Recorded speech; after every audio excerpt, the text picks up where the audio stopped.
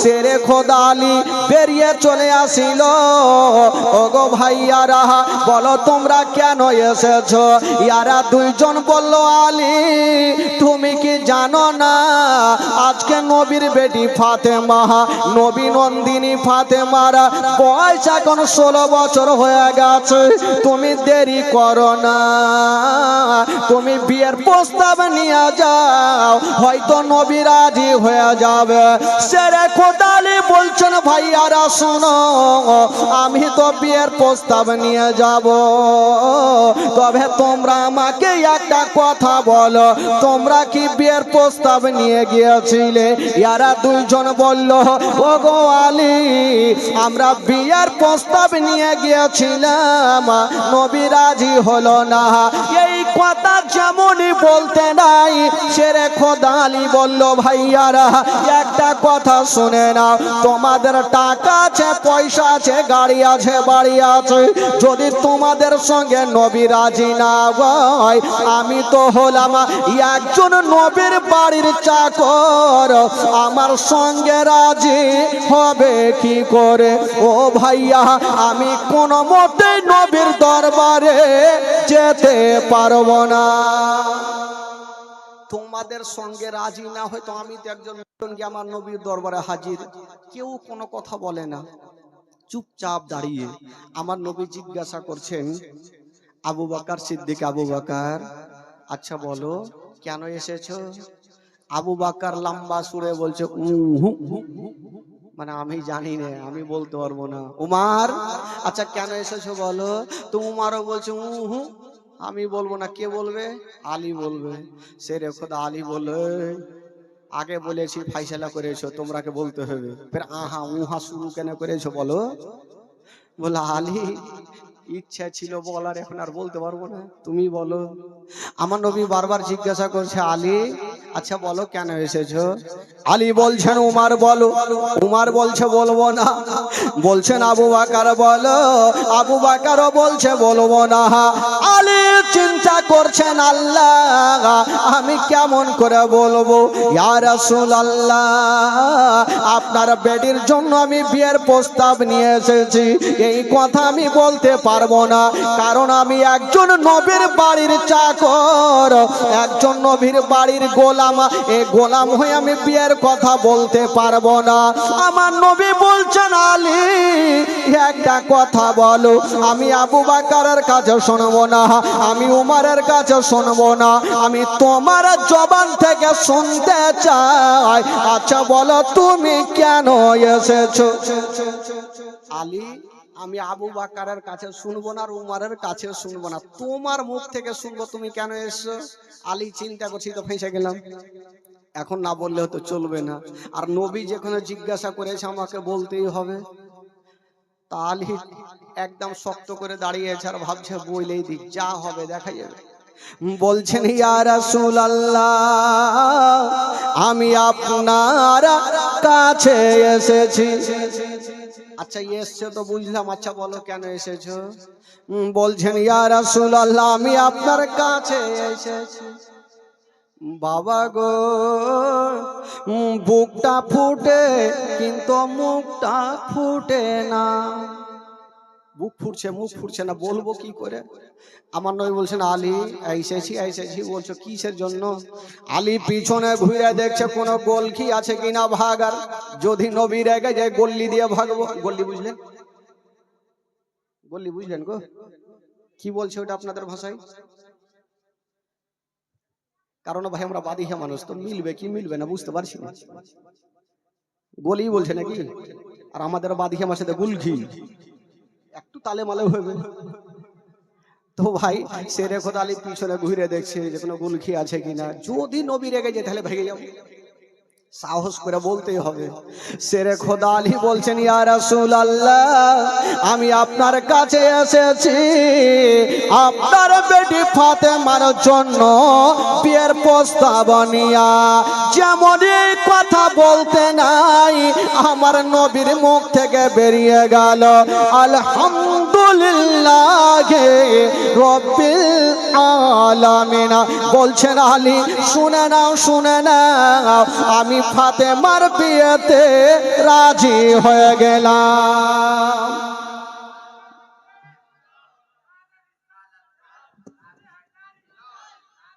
আজি তো হয়ে গেল। শেরে খোদা আলী বড়কা নিঃশ্বাস নিয়ে এসে জান তো বাঁচলো। ভাবলাম যে নবীর তো রাজি হবে না।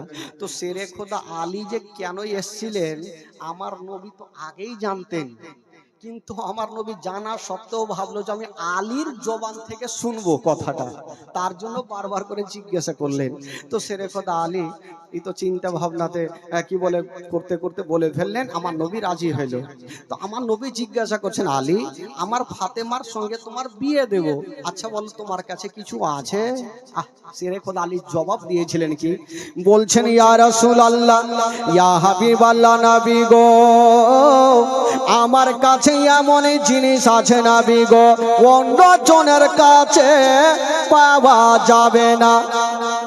কি এমন আছে তোমার কাছে বলো যে অন্য জনের কাছে নাই? বলছেন ইয়া রাসূলুল্লাহ আমার কাছে দয়ার নবী মুস্তাফা আছে, আমার কাছে আমেনার কলেজার টুকরা আছে, আমার কাছে আব্দুল্লাহর নয়নতারা আছে। আমার নবী বলছেন আলী আমি তো আছি, আর কি তোমার কাছে কিছু আছে? শেরে খোদা আলী বলেছিলেন নবী গো যার কাছে শ্রেষ্ঠমানের নবী আছে তার জন্য জান্নাত জাহান্নামের দরকার পড়বে না। যার কাছে নবী আছে তার দুনিয়ার কোনো দরকার নেই। তো আমার নবী বলছেন আলী আমি তো আছি, তোমার কাছে আর কিছু আছে, বিক্রি করার কিছু আছে? শেরে খোদা আলী বলছেন ইয়া রাসূলুল্লাহ আমার কাছে টাকা নাই পয়সা নাই, আমার কাছে একটা ঢাল আছে যেটা লড়াই করি যুদ্ধের ময়দানে। আমার নবী বলছেন আলী যাও ওই ঢালখানাকে তুমি বিক্রি করে আসো। বাবা গো মোহরানা দিতে হবে। শেরে খোদা আলী ওই ঢালটাকে নিয়ে যেন বাবা বাজারে দাঁড়িয়ে গেছে না। তো যুবক বন্ধুরা যেমনই দাঁড়িয়েছেন বাবা ওই ঢালটা অন্যজন কিনল না। একজন সাহাবী যার নাম হলো উসমানে গানি, উনি গিয়ে হাজির হয়ে গেল। আচ্ছা আলী বলো তোমার ঢালটার দাম কত হবে? আলী আচ্ছা বলো তুমি যে ঢালটা বিক্রি করতে ওটার দাম কত? তো শেরে খোদা আলী বলল 400 মিসকাল। ঠিক আছে তোমার ঢালটা দিয়ে দাও আর টাকা তুমি নিয়ে এলাও। তো ঢালটা নিল আর টাকা দিয়ে দিল। শেরে খোদা ওই টাকা নিয়ে যাচ্ছেন। বেরাদার উমার কি বলে উসমানে গানি উনি পিছন থেকে ডাক দিচ্ছেন আলী একটু দাঁড়াও। দাঁড়ালো। বলছেন আলী তুমি আমাকে ঢাল দিয়েছো? বলে হ্যাঁ। টাকা তুমি পেয়েছো? বললো পেয়েছি। বলছেন আলী আচ্ছা বলো তুমি টাকা পেয়েছো, টাকার মালিক তুমি, আমি ঢাল পেয়েছি ঢালের মালিক আলী, আমি যদি ঢালখানা ভেঙে দিই তোমার কি কিছু বলার আছে? শেরে খোদা আলী বলছেন না আপনি টাকা দিয়ে ঢাল কিনেছেন, আপনি ফেলে দেন, আপনি ভেঙে দেন, আপনার ব্যাপার। তখন বলেছিল ও আলী শুনো এই ঢালের মালিক আমি, তবে একটা কথা শোনো এই ঢালখানা আমার হাতে মানাই না, এই ঢালখানা আবার তোমাকে আমি ফেরত দিলাম। বিনা টাকাতে ব্যবসা হয়ে গেল, টাকাও হইল আর ঢালও ঘুরিয়ে ফেলো, আর ওই টাকা নিয়ে আমার নবীর দরবারে হাজির হইল। আমার নবী মুস্তাফা বললেন বেলাল যাও এখান থেকে কিছু টাকা নিয়ে যাও আর কিছু খুরমা খেজুর কিনে নিয়ে আসো। ও যুবক বন্ধুরা ওই বেলাল হাবশী সেখান থেকে টাকা নিয়ে গেল আর কিছু খুরমা খেজুর নিয়ে চলে আসিল। আর যেমনই নিয়ে আসা হলো বন্ধরা, সঙ্গে সঙ্গে ওই শেরে খোদা আলীর সঙ্গে ফাতেমার বিয়ে সম্পূর্ণ হয়ে গেল। যেমনই বিয়ে হলো বন্ধরা, ও যুবক বন্ধুরা, ফাতেমার বিয়ে আলীর সঙ্গে হয়ে গেল। ওরে যুবকেরা, একটা কথা বলে দি, বিয়ে তো হলো বাবা, তবে মানধন কি কিছু দিয়েছিল? আজকাল বিয়ে হলে কিছু হোক চাই হোক না হোক, একটা পালসার গাড়ি লাগবে, হোক মোটর সাইকেল, হিরো হোন্ডা, যে কোনো একটা জিনিস লাগবে। তো আমার নবী যে ফাতেমার সঙ্গে বিয়ে দিলেন আলীর, তো আলীকে কি কিছু দিয়েছিল? হ্যাঁ, কি বলে, কিছু দিয়েছিল বাবা গো? হ্যাঁ দিয়েছিল, তবে গাড়ি না, বাড়ি না, কি দিয়েছিল? খেজুরের পাতাকে আমার নবী নিজের হাতে একটা একটা করে সেলাই করে একখানা জায়নামাজ তৈরি করেছিলেন। জোরে বলুন সুবহানাল্লাহ। আর ওই জায়নামাজ খানা দিয়েছিলেন, দুটা মাটির বার্তান দিয়েছিলেন, যেটাতে অজু করে। এখন তো হয়তো লোটা হয়ে গেছে, তখন তো মাটির বার্তান ছিল। ওই মাটির বার্তান দুটা দিয়েছিলেন। দুটা একখানা গদি দিয়েছিলেন, সেটা গদি তুলার না, খেজুরের পাতাকে টুকরো টুকরো করে সেটাকে গদি বানিয়েছিলেন। একখানা বাঁশের খাটলা দিয়েছিলেন। এই সমস্ত ঘটনা বেটিকে দিয়েছিলেন। আর আজকাল তো এগুলো তো দূরের কথা, যাই নামাজ তো দূরের কথা, বাপসি খেয়ে বেড়াইছে। যারে বেটি যাবি যা, তবে তোর বাড়িতে সর্বপ্রথমে একটা 80 নম্বরের এলইডি পৌঁছে যাবে। জামাই বেটি দেখবে, আনন্দ থাকবে। মাগো, বেটিকে দিবেন খালা, সুন্দর জায়নামাজ দিবেন, তাহলে দেখবেন মা যেই বেটিকে শিক্ষা দিবে, সে বেটি শিক্ষা পাবে। ভাই বেরাদার বন্ধুগণ, ফাতেমার সঙ্গে আলীর তো বিয়ে সম্পূর্ণ হইল। আজকাল যখন কাউরি বিয়ে হয়, তখন কত বরযাত্রীর লোকজন এসে হাজির হয়ে যায়। ফাতেমাকে নিয়ে যাবে কোথায়? শেরে খোদা আলী ঘরের কোণাতে বসে বসে কাঁদছেন বাবা, ডুগরে ডুগরে কাঁদছেন। কেন? শেরে খোদা আলী ভাবছেন, আল্লাহ জানি না, নবীর বেটি ফাতেমার সঙ্গে আমার বিয়ে হলো, আজকে আমি ফাতেমাকে নিয়ে যাব কোনখানে? আমার আল্লাহ বাড়ি নাই, ঘর নাই। শেরে খোদা আলী ডুগরে ডুগরে কাঁদছেন, নবীর সামনে যেতে পারে না। বাবা গো, আল্লাহর কাছে দোয়া করছেন। আল্লাহ, আলী বলছেন, আল্লাহ গো, আজকে আমার সঙ্গে ফাতেমার বিয়ে হয়েছে, ফাতেমাকে নিয়ে যাব কোনখানে? এই কথা যেমনই বলতে নাই, বন্ধুগণ বাবারা, একজন সাহাবী এসে আমার নবীকে সালাম জানিয়ে দিলেন। ইজ্জতের মালিক আল্লাহ, জিল্লতের মালিক আল্লাহ। আল্লাহ যাকে ভালোবাসবে গো, তার কোনো জিনিসের কমি থাকবে না। একজন এসে বললেন, ইয়া রাসূলুল্লাহ, নবী গো, আমি দেখলাম আলীর চোখ দিয়ে যেন ঝরঝর করে পানি, তবে ইয়া রাসূলুল্লাহ, আলী জানি না কোনটা জিনিস এমন চিন্তা ভাবনা করে, তবে নবী গো, আল্লাহ পাক আমাকে কয়েকখানা ঘর দিয়েছে, আমি আপনার বেটি জামাইয়ের জন্য একখানা ঘরকে ছেড়ে দিলাম, যতদিন থাকবে তাতে কোনো ভাড়া লাগবে না। এই কথা বলতে নাই আমার নবী রাজি হয়ে গেল। শেরে খোদা আলীকে বললেন, আলী তুমি কেঁদো না, তোমার জন্য ঘরের ব্যবস্থা হয়ে গেছে। ও যুবক বন্ধুরা, যেমনই ঘরের ব্যবস্থা হয়ে গেছে, বাবা গো, শেরে খোদা আলীর যেমনই ব্যবস্থা হয়ে গেছে, বাড়ি থেকে বের হতে নাই।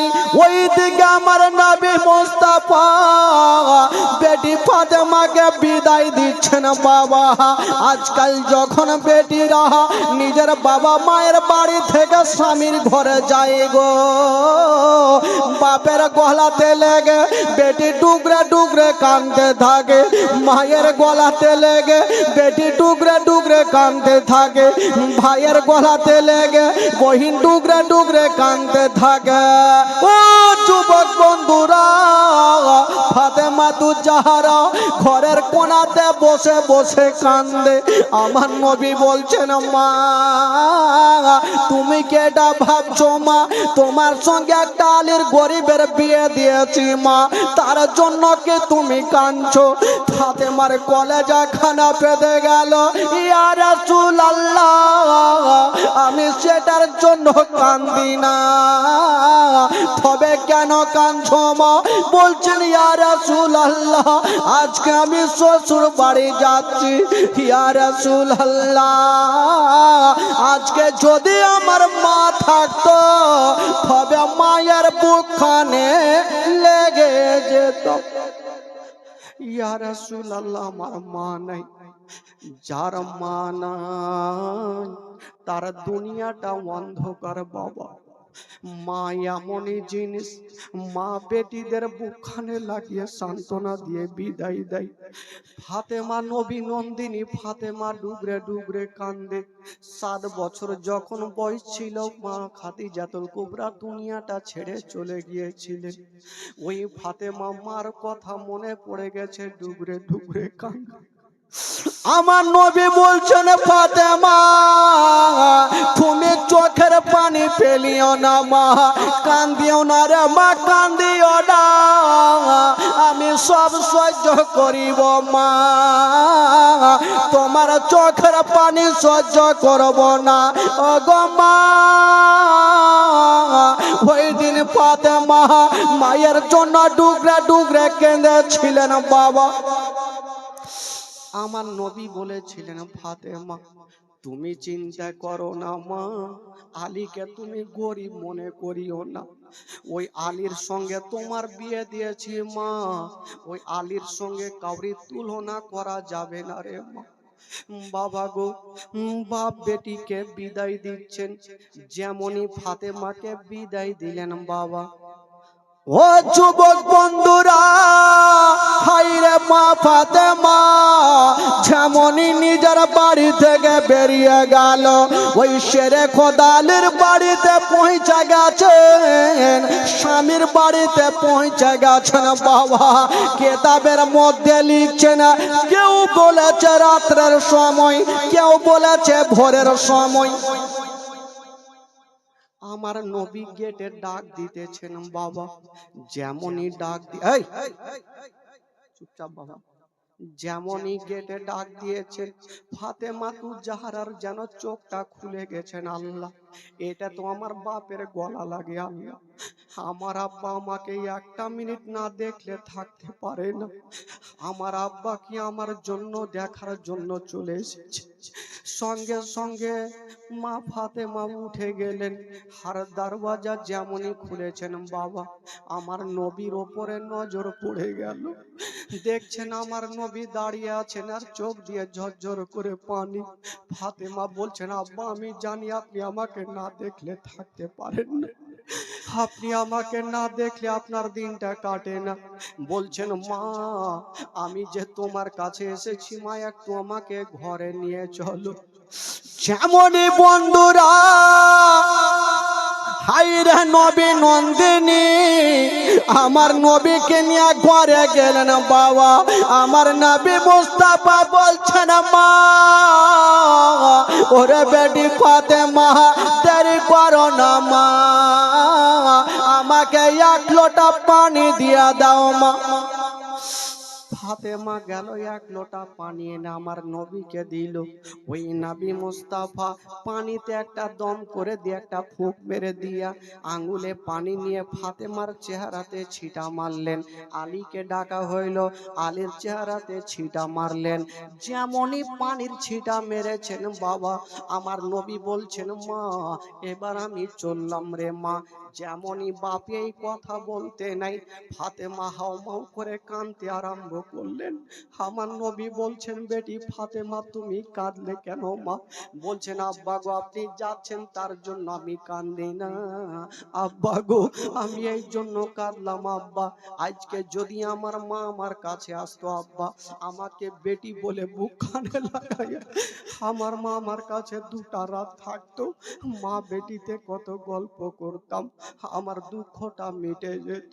আমার নবী ফাতেমার চোখের পানি মুছে দিয়ে বলছেন, মা রে কান্দিও না মা, তোমার মায়ের সময় হয়ে গেছে, চলে গেছে মা, তোমারও সময় হবে, তুমিও চলে যাবে মা। হাইরে নবী নন্দিনী ফাতেমা বাপের হাত কানা ধরে কাঁদে না, আব্বা আমি ছোট কালে আমি নিজের মাকে হারিয়ে দিয়েছি আব্বা, আমি মায়ের ভালোবাসা পেলাম না, আর যা মা দুনিয়াতে নাই গো, তার দুনিয়াটা অন্ধকার। আমার নবী বলেছিলেন, ফাতেমা তুমি চোখের পানি ফেলিও না মা, ফাতেমা তুমি কান্দিও না মা, আমি তোমাকে রেখে গেলাম, তবে আলী তোমার খেয়াল রাখবে মা। ফাতেমা বলছেন, আব্বা গো সেটা তো বুঝলাম, তবে আব্বা আপনি একটা রাত আমার বাড়িতে থাকেন। বাপ বেটিতে কথা চলছে, শেরে খোদা আলী চলে আসলেন, ইয়া রাসূলুল্লাহ আপনি আমার বাড়িতে থাকেন। আলী নবী বলছেন, আলী রে আজকে থাকা যাবে না, তবে আলী যে ফাতেমাকে আমি তোমার কাছে রেখে গেলাম, এই ফাতেমাকে কোনোদিন দুঃখ দিও না। শেরে খোদা আলীকে এই কথা বলার পর ফাতেমাকে বলছেন, মা এই যে তোমার স্বামী তোমার মাথার তাজ থাকলো মা, কোনোদিন একটা বড় কথাও বলিও না, কোনোদিন একটা কি বলে ধিক্কার মেরে কথা বলিও না। বাবা গো আমার নবী চলে যাচ্ছেন বাড়ি থেকে বের হয়ে, ফাতেমা পিছন থেকে দেখছেন আর কাঁদছেন। বাবা আমার নবী মুস্তাফা আবার ঘুরে গিয়া ফাতেমার চোখের পানি মুছে দিয়ে বলছেন, মা তুমি কান্দিও না, মা রে দুনিয়াতে কেউ থাকেনি কেউ থাকবে না, এই জন্য তো কবি লিখেছেন, বাবা ডাইনে মাটি ডাইনে মা ডানে বামে মাটি আমার মাটির বিছানা, ডানে বামে মাটি আমার মাটির বিছানা, আমি চলে যাব আমায় তোমরা ভইলা যাইও না, আমি চলে যাব আমায় তোমরা ভইলা যাইও না, ডাইনে বামে মাটি আমার মাটির বিছানা, ডাইনে বামে মাটি আমার মাটির বিছানা, টাকা পয়সা বাড়ি গাড়ি যাহা করেছে সব কিছু ফেলাইয়া আমি একা যাইতেছি, টাকা পয়সা বাড়ি গাড়ি যাহা করেছে সব কিছু ফেলাইয়া আমি একা যাইতেছি, হাই হাই এত নিষ্ঠুর হবে মানুষ আগে বুঝি নাই, হাই হাই এত নিষ্ঠুর হবে মানুষ আগে বুঝি নাই, ডাইনে বামে মাটি আমার মাটির বিছানা, ডাইনে বামে মাটি আমার মাটির বিছানা, আমি চলে যাব আমায় তোমরা ভইলা যাইও না, ডাইনে বামে মাটি আমার মাটির বিছানা, ঘরের বেবে ছেলে মেয়ে আছে যাহারা জন্মের মতো বিদায় করে দিবেন তাহারা, ঘরের বেবে ছেলে মেয়ে আছে যাহারা জন্মের মতো বিদায় করে দিবেন তাহারা, হাই হাই এই জগতে আমার আপন আর তো কেন নাই, হাই হাই এই জগতে আমার আপন আর তো কেহ নাই। ডাইনে বামে মাটি আমার মাটির বিছানা, ডাইনে বামে মাটি আমার মাটির বিছানা। আমি চলে যাব আমায় তোমরা ভুলা যাইও না। ডাইনে বামে মাটি আমার মাটির বিছানা। হায় রে ফাতেমা বলছেন আব্বা গো আমার মা আমাকে ছেড়ে চলে গেছে। আব্বা আমার মা নাই বলি আমার দুনিয়াতে কিছুই নাই। আমার নবী ফাতেমাকে সান্ত্বনা দিয়া বলছেন ওরে বেটি ফাতেমা আমি আলীর সঙ্গে তোমার বিয়ে দিয়েছি মা, আমার আলী তোমার খেয়াল রাখবে রে মা, চিন্তা করো না।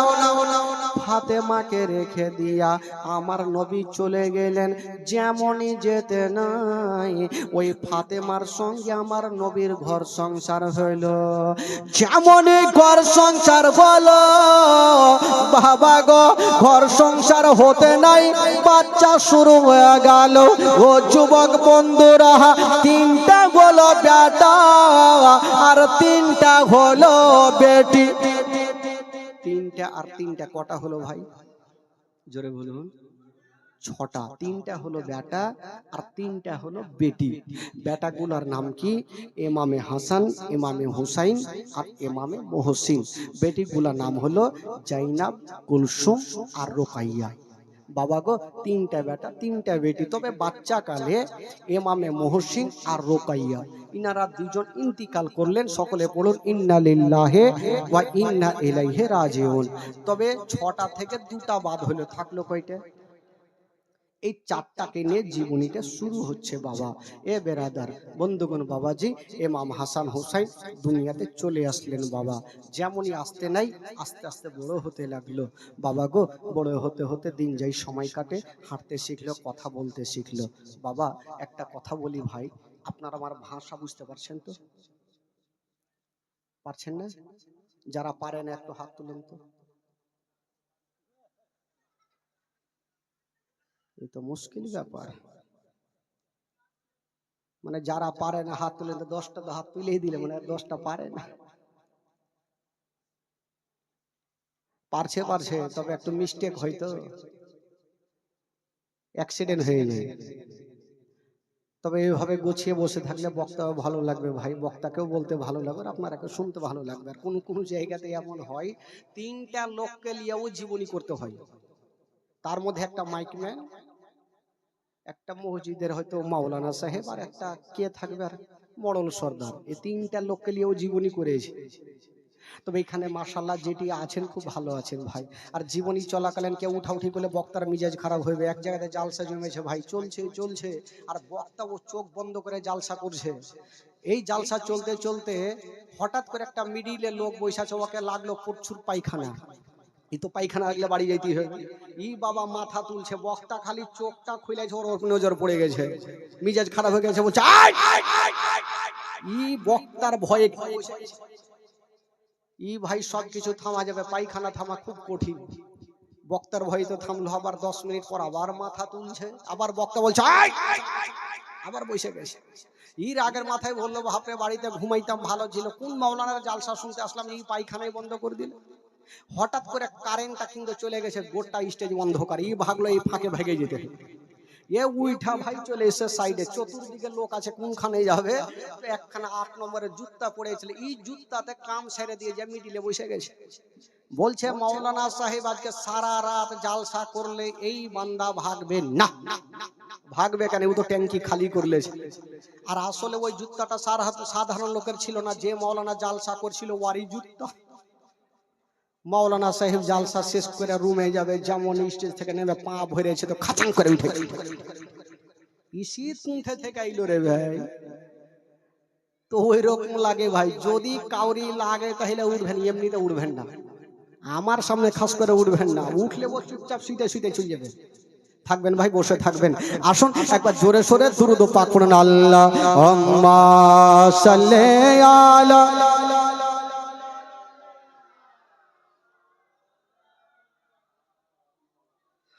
ওয়ালা আলে সাইয়্যিদানা ওয়ালা আলে সাইয়্যিদানা একবার গোটা মাজমা বলুন তো সুবহানাল্লাহ। जिनारा नबी के भालोबासेन दुईटा हाथ तुले बोलुन या रासूलुल्लाह, बोलुन या हाबिबाल्लाह, सुबहानाल्लाह। एकटु मोहब्बत एकटु मनटा आपनादेर चांगा करे दी भाई, एकटु चलुन मदिना थेके घुरे आसि आमार संगे गोटा মাজমা चलुन। आमार भालो लागे ना आमी जाबो मदिना, आमार संगे गोटा মাজমা पढ़ुन। যদিও ভাই পড়াতে গুনাহ হয় আমাকে দেবেন, আর নেকি যদি হয় আপনারা ভাগ চুক করে আত্মনি করে বেটে নিয়েন। আমার সঙ্গে পড়েন, আমার ভালো লাগে না আমি যাব মদিনা, আমার ভালো।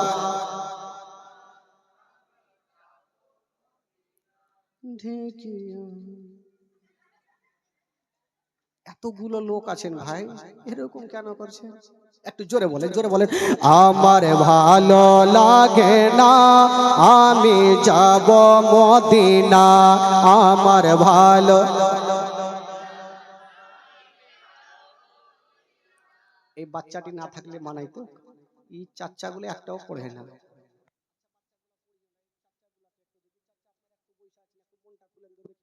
খুলে জোরে পড়েন, আমার ভালো লাগে।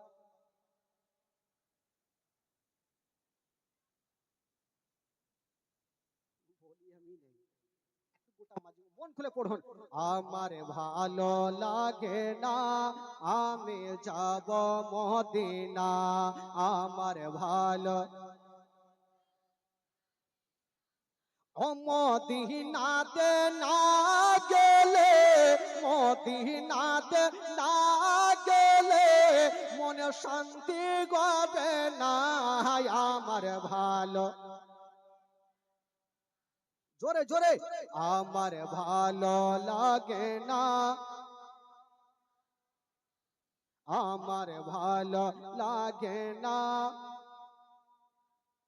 মনে আছে যে আশা নবী গো হবে তোমার সঙ্গে দেখা, মনে আছে যে আশা নবী গো হবে তোমার সঙ্গে দেখা, ওগো পাখির মতো থাকে তো ডানা, পাখির মতো থাকে তো ডানা, উড়ে যাব মদিনায়, আমার ভালো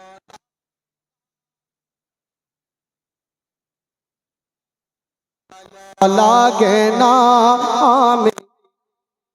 পাঁচ ওয়াক্ত নামাজ যারা করিবেন আদায়, পাঁচ ওয়াক্ত নামাজ যারা করিবেন আদায়, ওগো নামাজ না পড়িলে পরে, ওগো নামাজ না পড়িলে পরে নেকি মিলবে না, আমার ভালো লাগে না। জোরে জোরে, আমার ভালো। ও মদিনাতে না গেলে মনে শান্তি হবে না, আমার ভালো লাগে না। জোরে বলুন সুবহানাল্লাহ। ইমাম হাসান হোসেন বড় হতে লাগলো, নানার কাছে থাকছেন। বাচ্চা কালের ঘটনা, বাবা আজকাল আমরা ভাই ভাই একটা কি বলে কত জিনিসে কম্পিটিশন করি। একদিন ইমাম হাসান একখানা সিলটে লিখেছেন, ইমাম হোসেন একখানা সিলটে লিখেছেন। ইমাম হাসান বলছে ভাই আমার লেখাটা সব থেকে বেশি ভালো, আর ইমাম হোসেন বলছে না দাদা আমার লেখাটা ভালো। এরা দুইজন কম্পিটিশন শুরু, বাচ্চা কালে যেমন বাড়িতে বাড়িতে হয়। ইমাম হাসান বলছে আমার লেখা ভালো, আর ইমাম হুসাইন বলছেন আমার লেখা ভালো। আচ্ছা যখন দুইজন ভাই কম্পিটিশন করছো, এর বিচার তো করতে হবে, কার কাছে যাবে? চলো মার কাছে গিয়ে আগে জিজ্ঞাসা করবো, মা যেটা লেখা ভালো বলবে সেটাই ভালো। এরা দুইজন যুক্তি করে বাবা মা ফাতেমার সামনে গিয়ে হাজির হয়ে গেল। ও জননী মা, আজকে এই যে দুইখানা সিলট রেখে দিলাম মা, মা গো এটা আমার লেখা, এটা আমার ছোট্ট ভাই হোসেনের লেখা, মা গো একটু বলে দাও মা কোনটা লেখা ভালো। ও যুবক বন্ধুরা, আমাদের মা গুলা যদি হইতো তবে সেকেন্ডের মধ্যে জবাব দিয়ে দিত, যারে বেটা যাহা বড় বেটার লেখা ভালো। আজকাল যদি মায়েরা হইতো তো সেকেন্ডের মধ্যে জবাব দিত। তো ফাতেমাতুজ জাহরা চিন্তা, চোখটা বন্ধ করে চিন্তা করছেন, এখন যদি আমি বলে দিই আমার বড় বেটার লেখা ভালো তো ছোট্ট বেটা কষ্ট পাবে, আর যদি বলি ছোট্ট বেটার লেখা ভালো তো বড় বেটা কষ্ট পাবে না, আমি মা কোনোটা বেটাকে দুঃখ দিব না। বেরাদার বন্ধুগণ, বাবা ফাতেমা ভাবছেন আল্লাহ এখন যদি আমি বলে দিই ইমাম হাসানের লেখা ভালো তবে ইমাম হোসেন কষ্ট পাবে, আর যদি বলে দিই ইমাম হোসেনের লেখা ভালো তবে ইমাম হাসান কষ্ট পাবে। আল্লাহ আমি কোনটা লেখা ভালো বলবো? ও নবী নন্দিনী ফাতেমা বলছেন বেটারে তোমরা যেই প্রশ্ন করেছ বেটা ইয়ার উত্তর আমি দিতে পারবো না। মাগো এত নরমাল প্রশ্নের উত্তর তুমি দিতে পারবে না, কারণটা কি? তাহলে কোথায় উত্তর পাবো? বলছেন যারে বেটা যাও এই প্রশ্নের উত্তর যদি চাও তবে তোমার বাবা আলীর দরবারে চলে যাও। দুইজন ভাই গুটি গুটি পায় দৌড়াতে দৌড়াতে বাপের সামনে গিয়ে সিলট রেখে দিয়েছেন, আব্বা এই যে দুইখানা সিলট বিচার করেন কোনটা লেখা ভালো। বলছে বেটারে তোমরা কি তোমার মার কাছে গিয়েছিলে? বলছে আব্বা গেলাম, মা তো বললো আমি পারবো না তাই আপনার কাছে পাঠালো। শেরে খোদা আলী একটু চালাক লোক বুঝে গেল ফাতেমা কেন বলে নাই, ফাতেমা কোনোটা বেটার কাছে খারাপ হওয়ার জন্য বলে নাই। যদি এখন আমি বলে দিই ইমাম হাসানের লেখা ভালো ইমাম হোসেন কষ্ট পাবে, আর যদি বলি ছোট্ট বেটার লেখা ভালো তবে বড় বেটা কষ্ট পাবে। আল্লাহ এই প্রশ্নের উত্তর আমিও দিতে পারবো না। ও লাডলা দুলারা ব্যাপারে যাও যাও আমিও উত্তর দিতে পারবো না। আব্বা মার কাছে গেলাম, মাও বললো না আপনিও বলবেন না, তো কার কাছে যাব? আর কার কাছে গেলে উত্তর পাবো?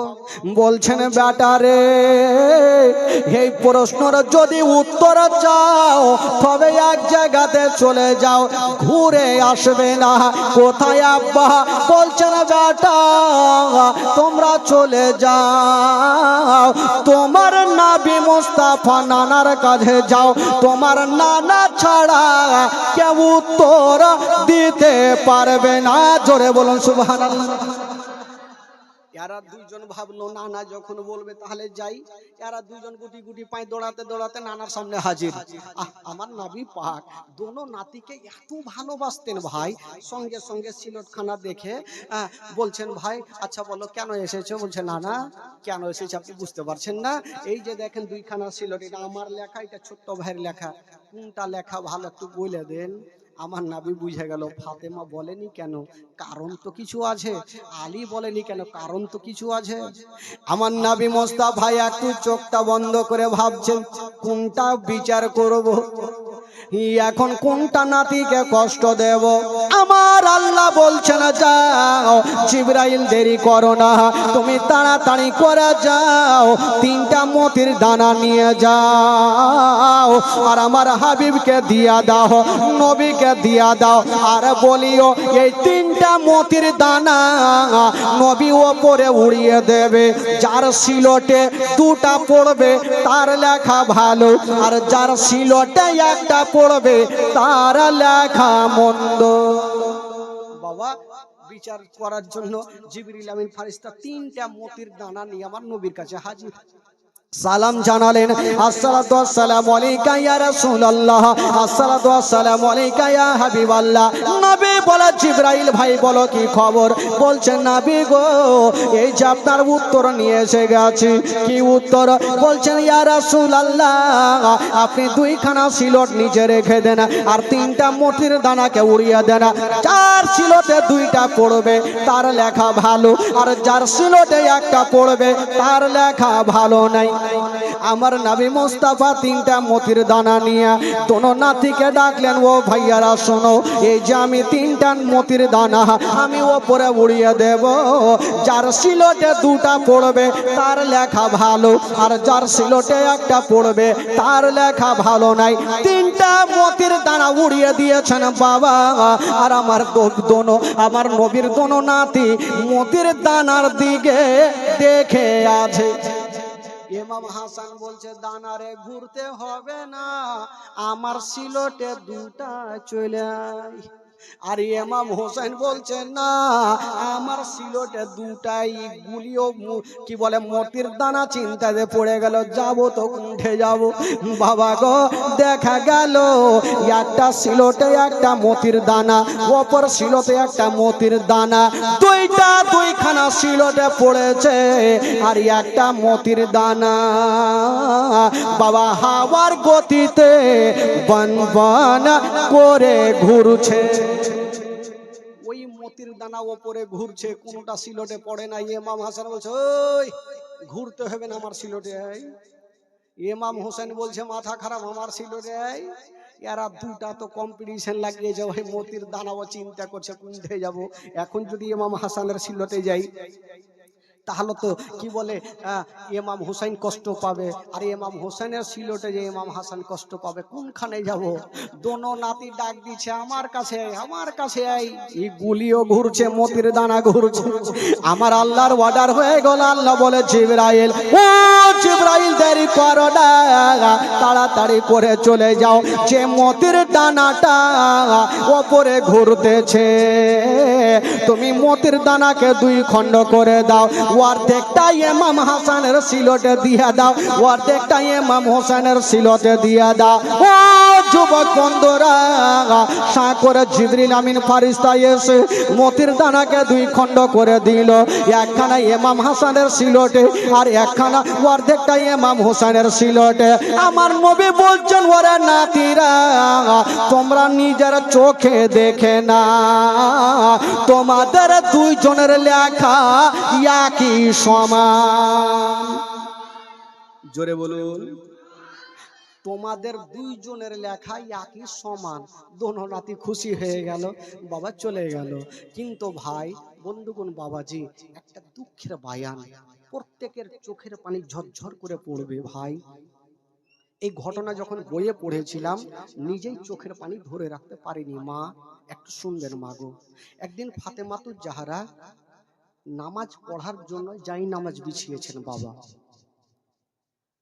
আর দোনো ছেলে ইমাম হাসান হুসাইন যাই নামাজের উপরে গিয়ে বসে গেলেন। তো ফাতেমা বলছেন বেটা এটা খেলার জন্য না বেটা। মা আমরাও জানি মা এটা খেলার জন্য না, তবু আমরা বসেছি মা, কারণ জানেন মা আমরা কি অনেক গরিব হয়ে গেছি মা। কেন রে বেটা, তোমাদের মুখে এগুলা কথা কেন? দোনো বেটা বলছেন মা গো কালকে ঈদের নামাজ মা, অন্য অন্য ছেলেরা নিজের বাপ মার কাছে নতুন নতুন জামা পেয়ে গেছে, এখনই পরিধান করে ঘুরে বেড়াচ্ছে মা। আমরা নবীর নাতি হয়ে কি আমরা নতুন পোশাক পাবো না? এই কথা যেমনই বলতে নাই, হাইরে নবী নন্দিনী ফাতেমার বাবা চোখ দিয়ে পানি থামলো না, ঝরঝর করে কাঁদতে লেগেছেন। আর দোনো লাডলাকে টেনে বুকে লাগায়া বলছেন ওরে লাডলা দুলারা, ওরে কলেজার পারা, ওরে নয়নের তারা, তোমরা এই কথা কেন বললে বেটা? মা বলবো না তো কি করব মা, আমরা তো নবীর নাতি, আমরা কি নতুন পোশাক পাবো না? ফাতেমা বলছেন বেটা একটা কথা বলে দি, ওরে লাডলা দুলারা কালকে ঈদের নামাজের আগে আগে বেটা তোমাদের নতুন পোশাক তৈরি হবে। এই কথা বলতে নাই দোনো বেটা মার হাতখানা ধরে বলছেন, মা গো এমন কোন টেলার আছে মা এত এমার্জেন্সি পোশাক দিয়ে দেবে মা? বলছেন বেটা তোমরা চিন্তা করো না, আমি তোমার মা কথা দিলাম বেটা কালকে ঈদের নামাজের আগে আগে আমি তোমার মা তোমাদের নতুন পোশাক দেব। এই কথা বলল যেমন দোনো ছেলে মার কাছ থেকে চলে গেল। হাইরে নবী নন্দিনী ফাতেমা যাই নামাজ বিছায়া বাবা গো সাজদাতে পড়ে গেছে। সাজদাতে পড়ে গিয়ে দোয়া করছেন, আল্লাহ আজকে আমার ছেলেদের কাছে আমি ওয়াদা করেছি আল্লাহ কালকে ঈদের নামাজের আগে আগে নতুন পোশাক পেয়ে যায়। যেমন দোয়া করা হায়রে মা ফাতেমা যেমনই আল্লাহ দরবারে দোয়া করেছেন বাবা ফাতেমার দোয়া আল্লাহ দরবারে কবুল হয়ে গেল। কেন কবুল হবে না মা গো? ওই ফাতেমার দোয়া কবুল কেন হবে না? ফাতেমা যদি সন্ধ্যার সময় সিজদায় যেতেন সারা রাত খতম হয়ে যেত, একটা সাজদা খতম হতো না। সারা রাত পার হয়ে যেত, একটা সাজদা খতম হতো না। ফাতেমার দোয়া কেন কবুল হবে না? মা গো বাবারা যেমন দোয়া করেছেন বাবা আল্লাহর দরবারে দোয়া কবুল হয়ে গেল। আল্লাহ বলে জিবরিল তাড়াতাড়ি যাও, দেরি করো না, ফাতেমার চোখের পানি যেন আর না পড়ে। আল্লাহ গো কোথায় যাব? বলে তুমি জান্নাতে যাও, আর জান্নাত থেকে দুটা সাদা রঙের পোশাক নিয়ে নাও আর আমার হাবিবের বেটি ফাতেমাকে দিয়া দাও।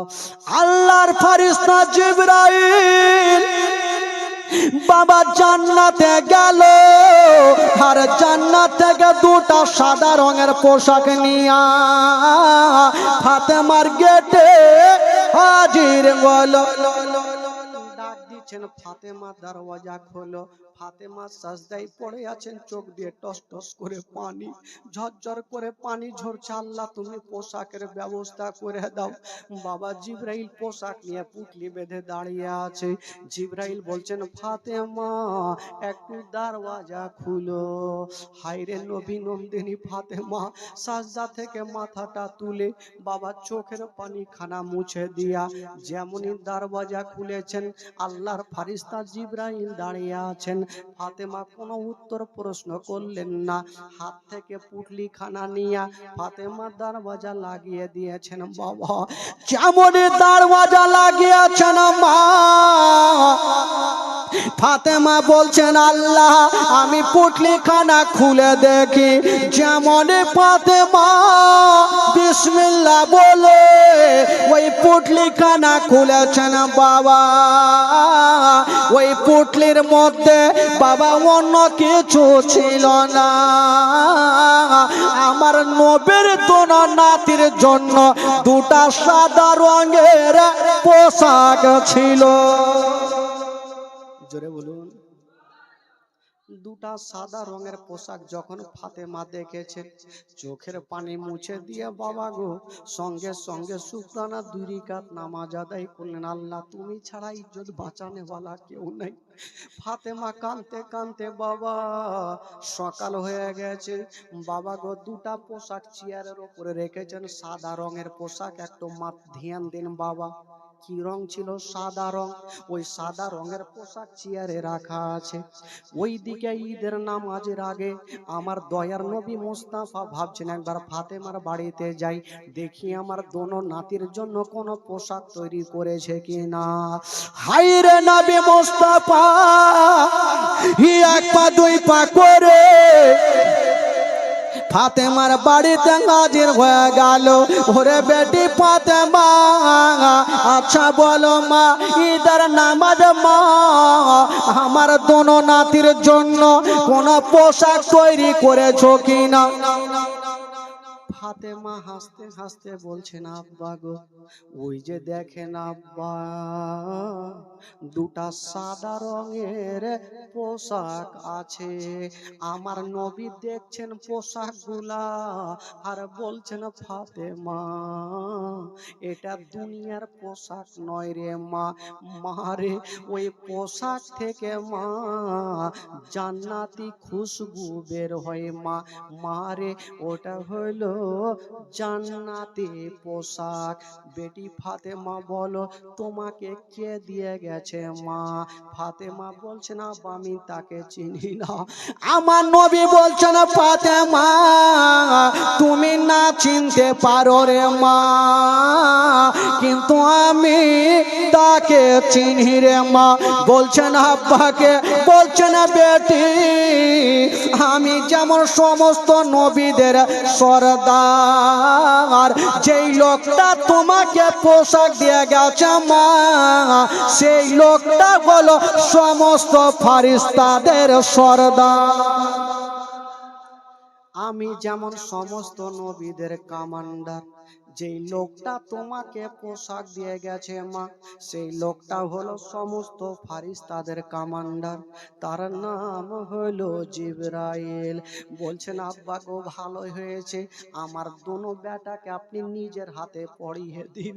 আমার নবী দোনো নাতিকে ডাক দিতে যাবে, আমার আল্লাহ বলছে, জিবরাইল দেরি করো না, তাড়াতাড়ি যাও, আমার নবীকে জানিয়ে দাও দোনো নাতিকে পোশাক পরাবার আগে তাদেরকে জিজ্ঞেস করবে তারা কোনটা রং নেবে।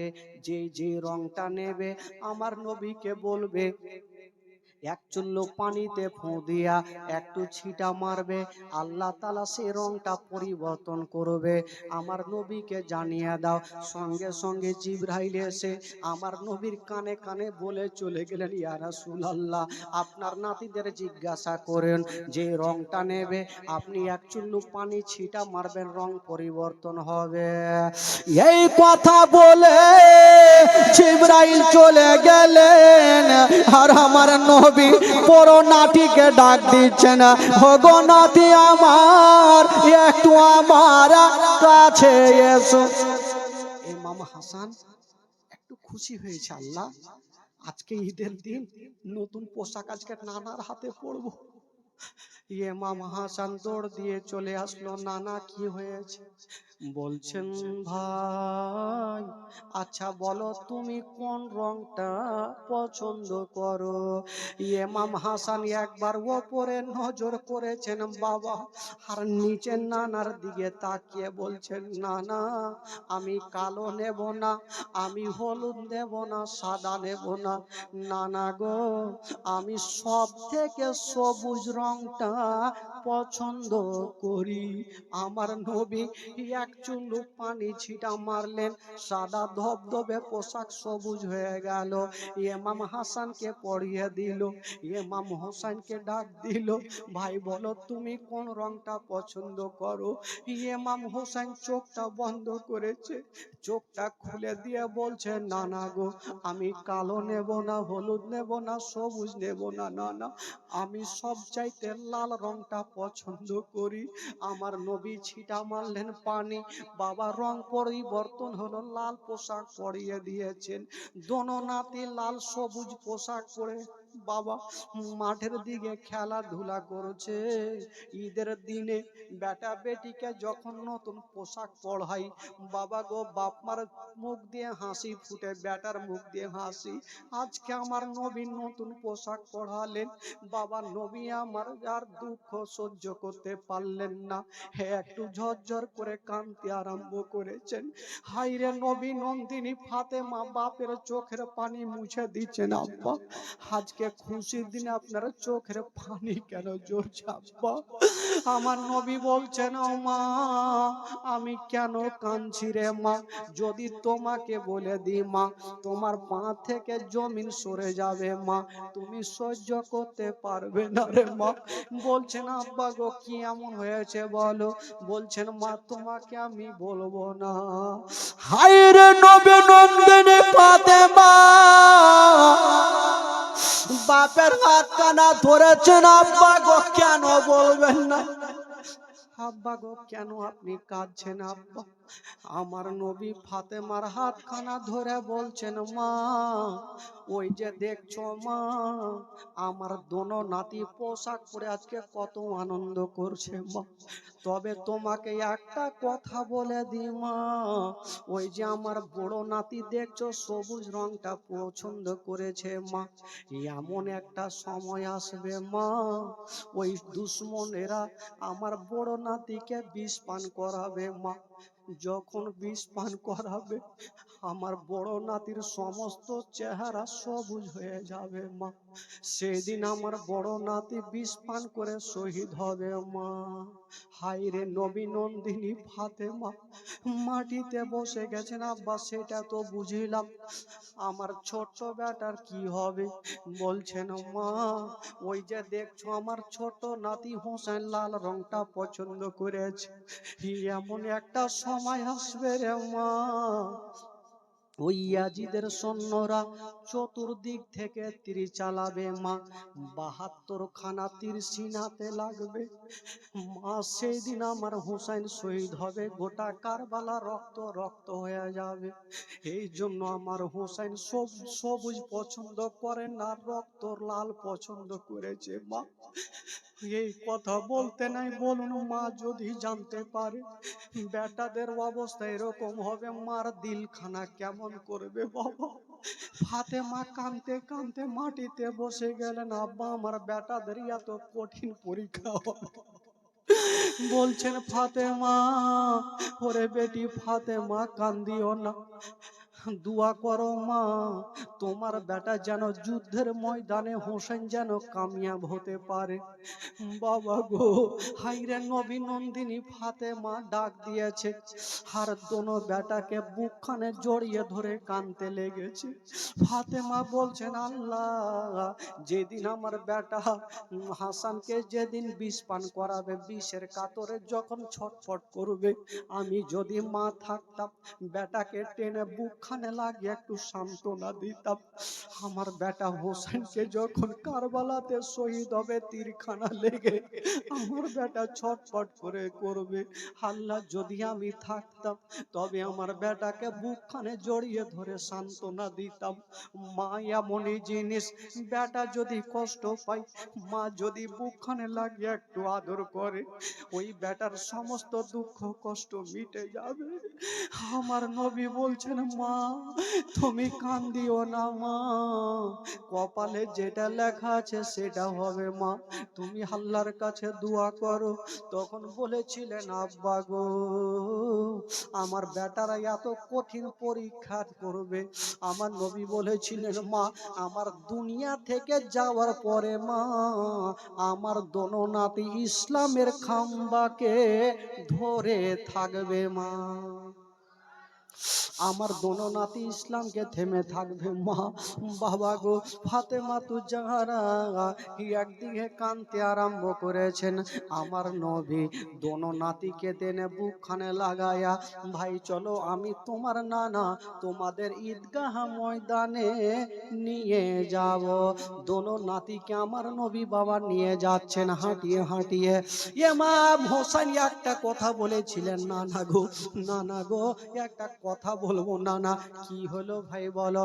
বলছে নানা ওই যে দেখছেন নানা অন্য অন্য ছেলেরা নানা গো ওই যে উঠে চেপে যাচ্ছে নানা, আমাদের উঠ কোথায়? আমরা হেঁটে হেঁটে কেমন করে যাব নানা?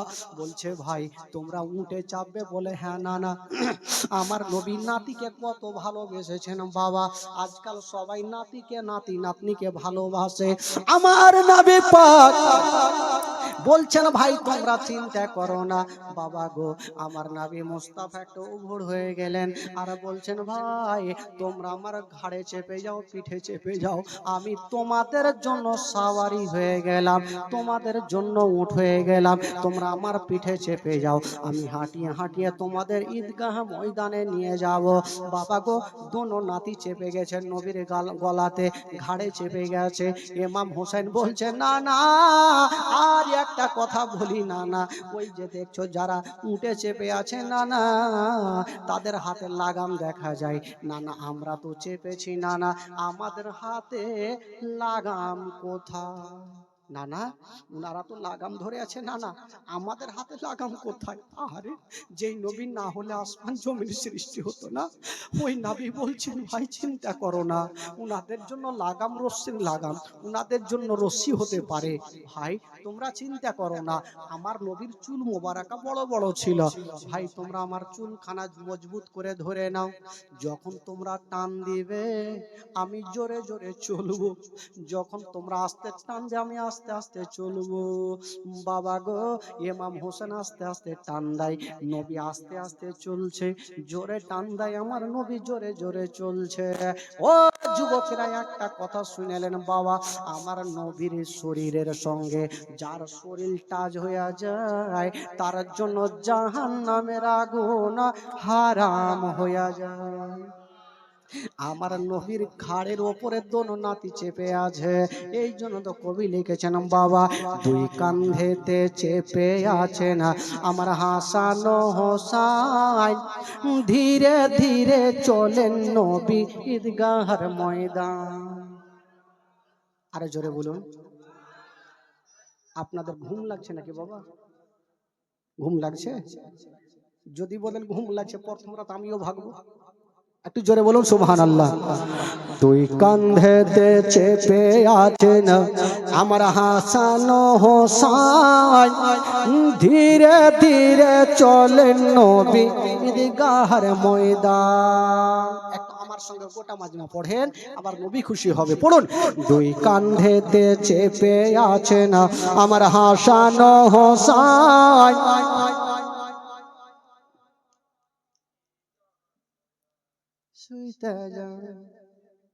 একটু জোরে পড়েন, দুই কাঁধেতে চেপে আছেন আমার হাসান হোসাইন, ধীরে ধীরে চলেন নবী ঈদগাহর ময়দান। ও ধীরে ধীরে কাল সকালে ঈদের নামাজ পড়বো মা জননী, এখনো কি নতুন পোশাক কিনা মোদের হয়নি, কাল সকালে ঈদের নামাজ পড়বো মা জননী, এখনো কি নতুন পোশাক কিনা মোদের হয়নি, কিনা মোদের হয়নি। জান্নাত রানী মা ফাতেমা, জান্নাত রানী মা ফাতেমা, জান্নাত রানী মা ফাতেমা করোনা বয়ান, ধীরে ধীরে চলেন নবী ঈদগাহর ময়দান।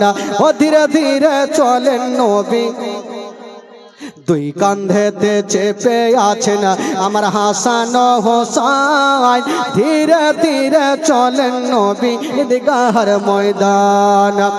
ও পিতা আমার শেরে খোদা মাতা জান্নাত রানী, আরে নানা আমার কমলিওয়ালা মাকিও মাদানি, মাকিও মাদানি, মাকিও মাদানি, লুটিতে পারে নিশান, লুটিতে পারে নিশান এজি তোমার মান, ধীরে ধীরে চলেন নবী ঈদগাহর ময়দান। ও ধীরে ধীরে চলেন নবী ঈদগাহর ময়দান। দুই কাঁধেতে চেপে আছেন আমার হাসান হোসাইন, ধীরে ধীরে চলেন নবী ঈদগাহর ময়দান। ও ধীরে ধীরে চলেন নবী ঈদগাহর ময়দান।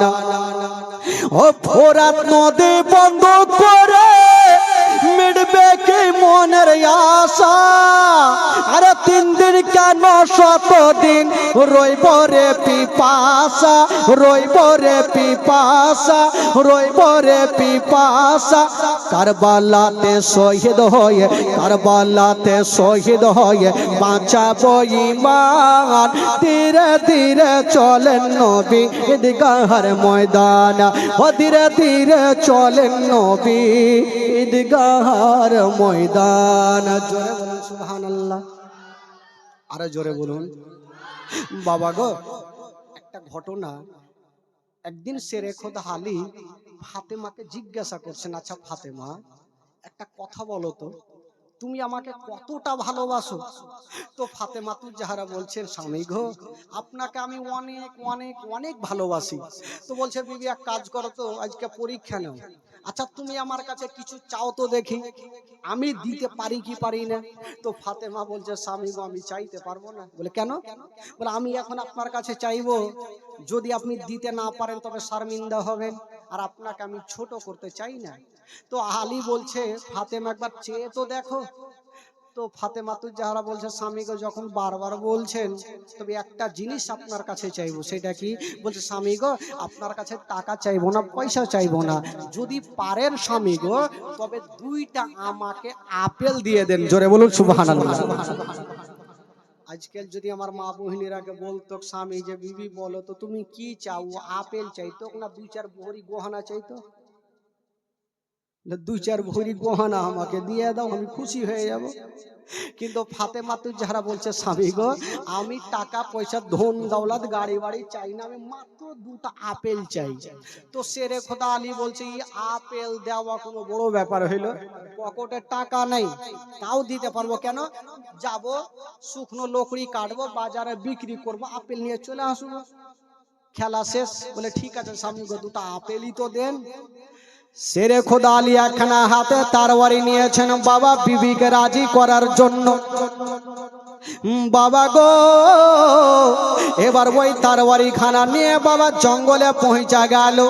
যেমন জঙ্গলে যাওয়া, বাবা গো গাছে চেপে শুকনো শুকনো লকড়ি গুলা কেটে বাবা গো একটা বোঝা তৈরি করেছে।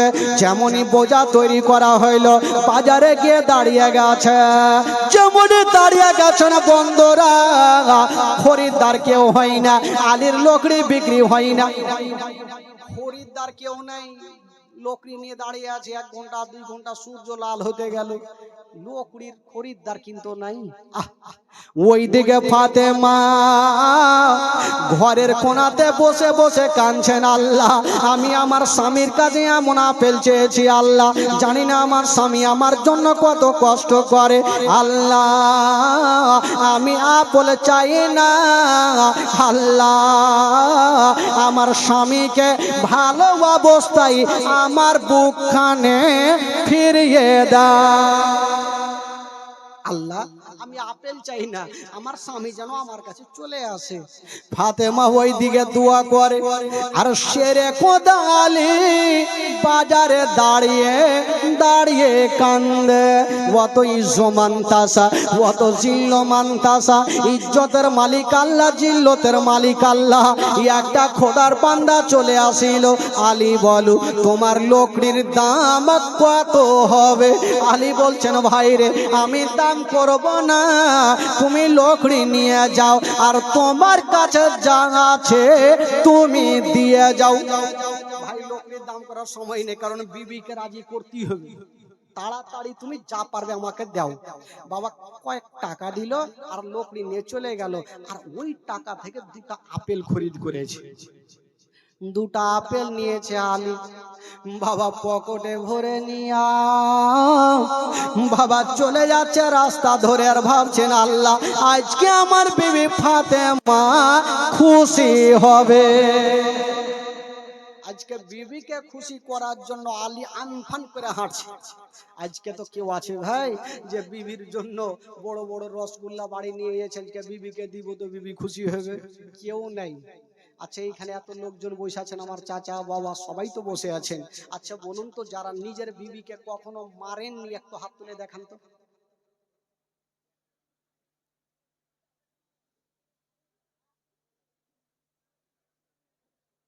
হাত তুলেনি মানে সবাই মাইরেছে।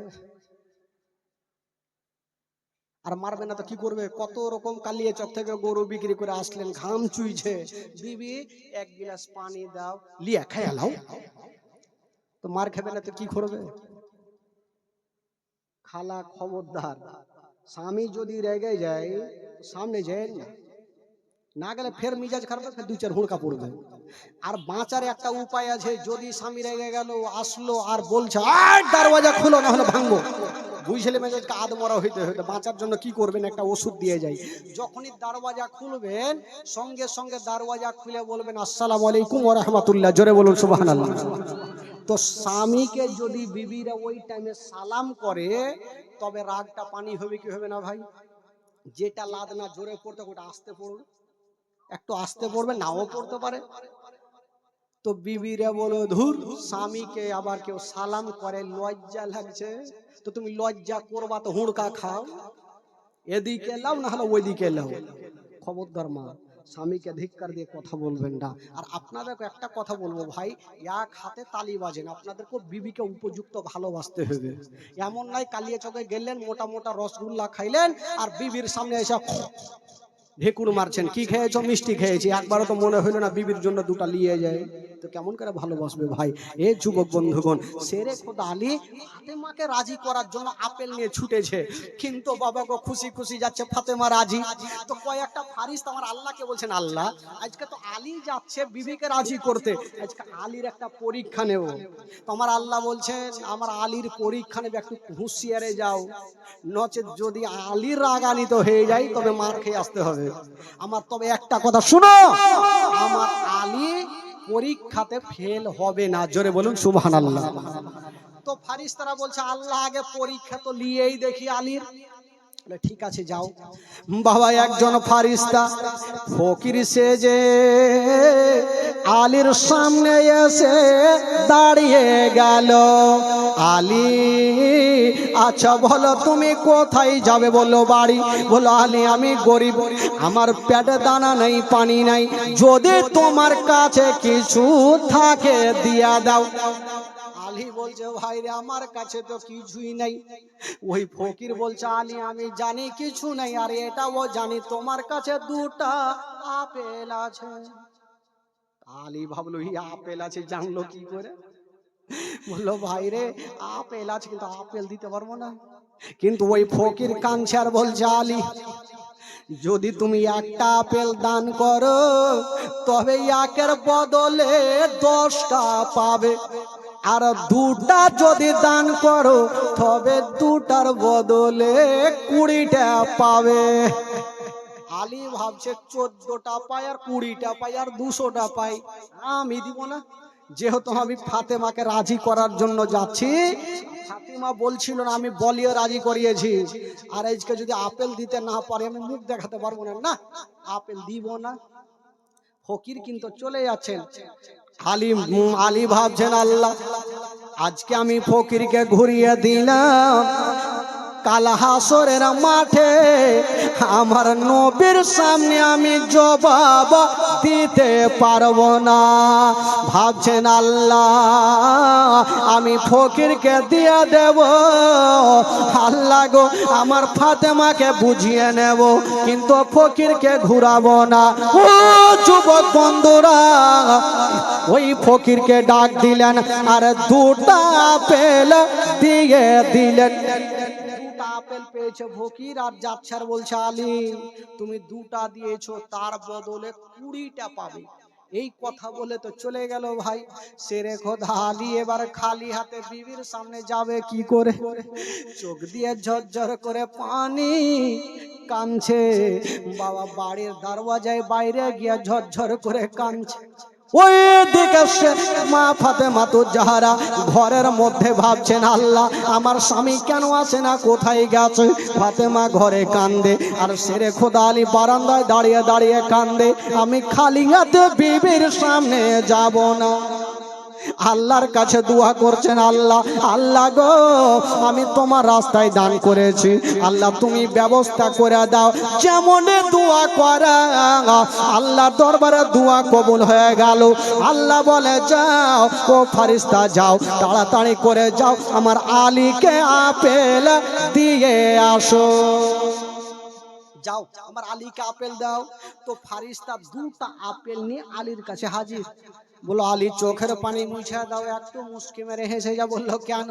বলে আল্লাহ পাক তোমার জন্য আপেল পাঠিয়েছে।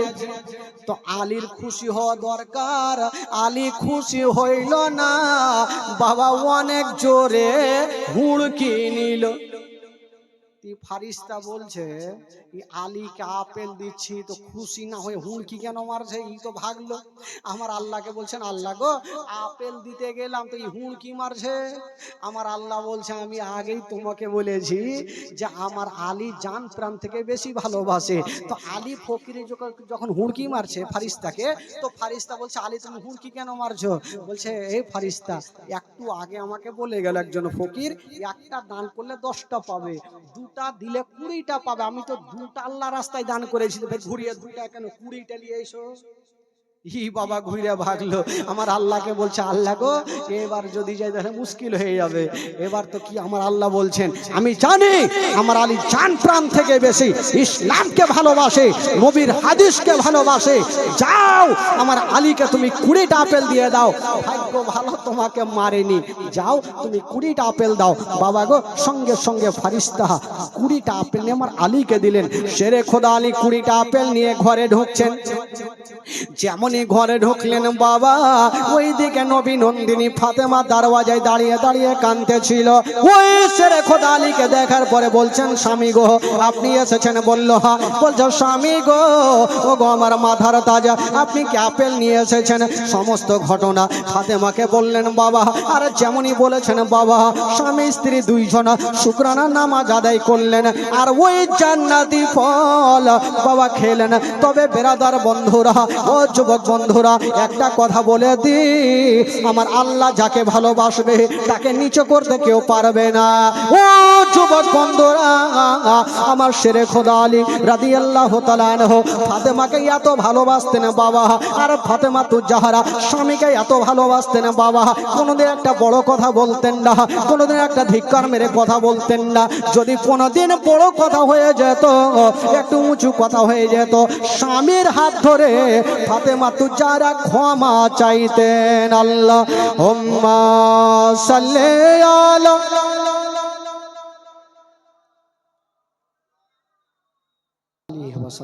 যাজ্ঞা ভাই আজকে প্রথম রাত্রি, আরো 3টা রাত থাকবে। আজকে কিছু লোক হয়তো কম এসে কালকে আশা করি আসবেন।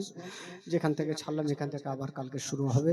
তবে ভাই বন্ধুগণ বাবাজি আমার মা বোনদেরকে বলবো যে মা গো কালকে একটু আসবেন, আর চেয়ারগুলো যেন ফাঁকা না থাকে, চেয়ারগুলো যেন সম্পূর্ণ ভরে যায়। তবে ভাই বন্ধুগণ বাবাজি শেরে খোদা আলী রাদিয়াল্লাহু তাআলা আনহু ফাতেমা তুজাহারাকে নিয়ে বাবা গো থাকতে লাগলেন, ভালোবাসা দিতে লাগলেন। এই করে করে কালকের কি ঘটনা হবে তারপরে ইনশাআল্লাহুল আজিজ আপনাদেরকে শোনাবো। তবে ভাই বাবাজি